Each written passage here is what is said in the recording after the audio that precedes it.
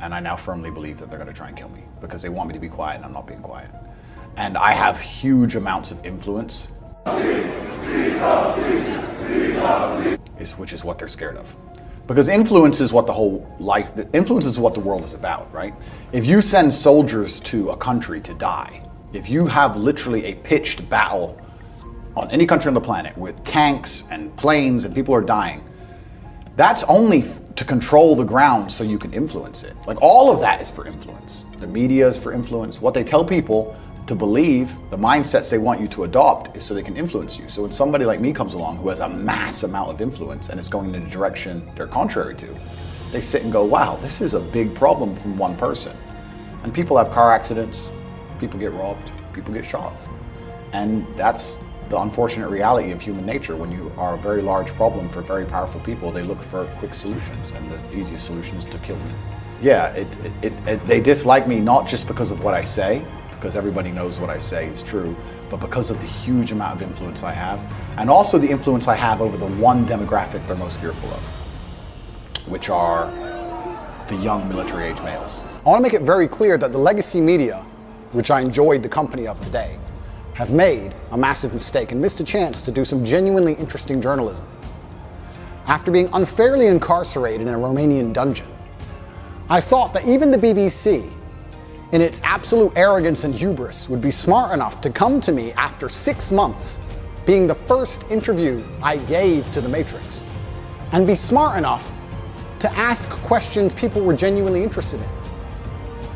What's it like inside of a Romanian prison cell? How were you treated? Why was a person's liberty deprived of them for 6 months without charge? How is your mental state post your unfair incarceration? Things people are genuinely interested in hearing. But instead, they came with the same old talking points. And I'd like to address all of these talking points to the Matrix media now to prevent this happening again, because it's a monumental waste of everybody's time.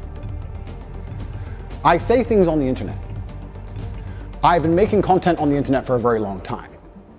Finding a clip from 2016, 8 years ago, finding a 4-hour-long podcast from 2016, ignoring all context, ignoring everything positive I say about men and women and the world, and taking a single sentence and trying to pretend that's my entire worldview, is not the bombshell you think it is.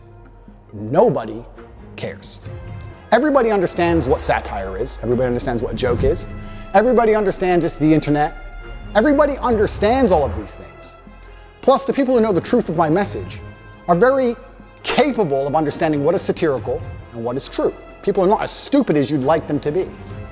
Sitting down with me and missing the chance to have a genuinely interesting interview with genuinely interesting questions that people are interested in hearing the answers to, and instead attempting this attack to get this bombshell aha moment, is never going to work. Because one, I'm too smart for all of you. And two, nobody cares. Nobody cares I made a joke 8 years ago, because everybody knows I was joking. And everybody knows the truth of my message. So you're wasting absolutely everybody's time. Worse than wasting everybody's time, what you're genuinely doing is damaging the minds of young men. And I think I have a responsibility as one of the most influential men on the planet to protect the minds of young men and all of the men who look up to me. Nobody, no young man below the age of 30 has any interest in what the BBC or the legacy media say. They don't care and they don't watch it, unless I appear on there. So when I sit across from a reporter who says that having a nice car makes you a misogynist, it's disingenuous. You and also financial success correct. with a Bugatti and a cigar, but it comes with a side order of misogyny. How does having a Bugatti and a cigar come with misogyny? Because it's all mixed together in what you teach. I find that to be extremely dangerous rhetoric.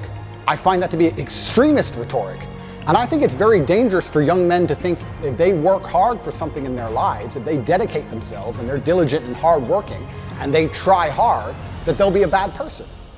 I hate the idea of a world where a man who dedicates himself to excellence so he can enjoy the finer things in life is criticized and ostracized and called horrible names purely because he's been a hardworking male. And I don't like young men hearing these extremist ideas And they're only going to hear these extremist ideas if they watch the BBC, which is an extremist organization. And they're only going to watch the BBC if I talk to the BBC. So I feel like now that these people have proved themselves to be extremist and very damaging to the minds of young men, I have an obligation to not interact with them very much because I don't want them spreading their extremist propaganda. We have a men's mental health crisis. Young men are disenfranchised. The suicide rate amongst men is much higher than women, and everybody pretends to care.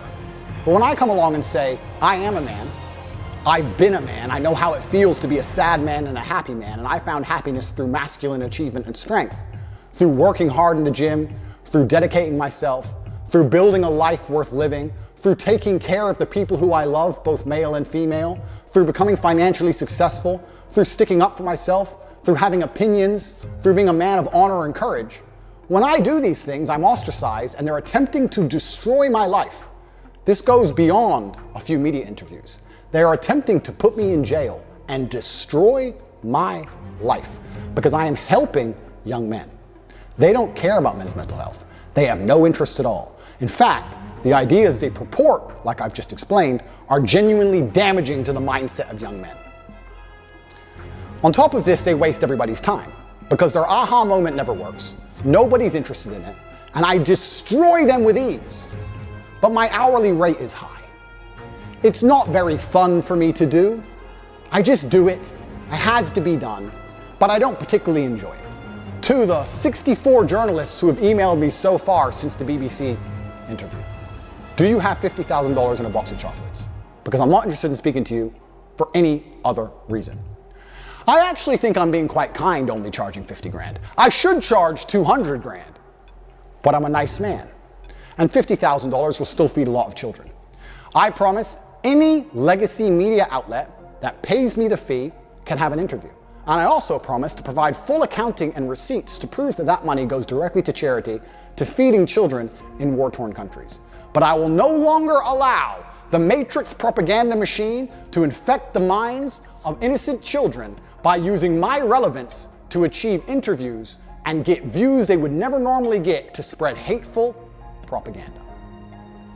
If you can't afford me, you're gonna have to go back to just lying about me without speaking to me. Because God knows the truth, I know the truth, most of the world knows the truth, and I genuinely believe that Allah is the best of planners, and whatever happens to me, regardless of whether I am martyred, regardless of whether they put a bullet in my brain, I know what I have done is good for the world, and the things I will do will continue to be good for the world.